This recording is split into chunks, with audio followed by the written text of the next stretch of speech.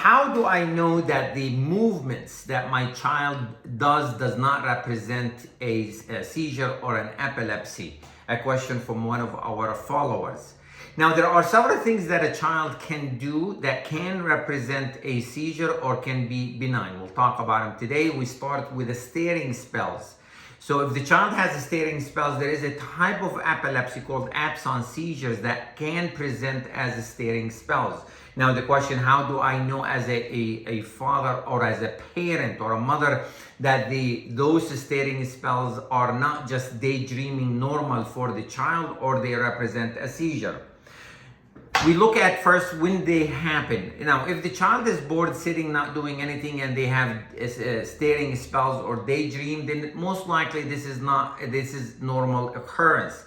Now, if the child is active and doing something or watching TV and suddenly they stare or daydream, then this can represent a seizure. If this is happening at school frequently and affecting the performance of the child at school, then they could represent a seizure. If it is easy for me to bring the child back by calling their name or by making a noise to bring him back and they come back to you easily, then this most likely daydream. However, if it is more difficult to bring him back, it takes a few seconds to bring him back, then this can represent a seizure.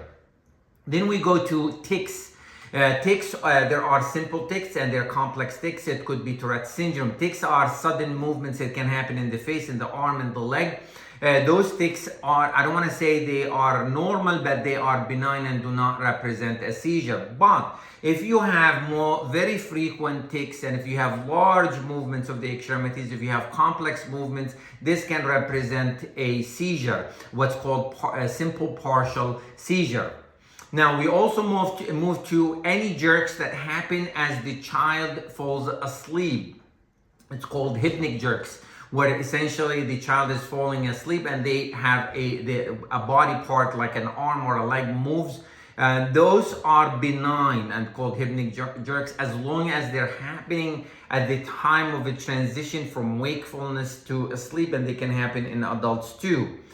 And they also have sometimes when the child cries, they turn into blue. Those also do not represent a seizure. However, the most important thing out of what we talked about, if there is any altered level of consciousness or awareness, where the child goes to their own world and it's difficult to bring him back, this most likely can represent a seizure.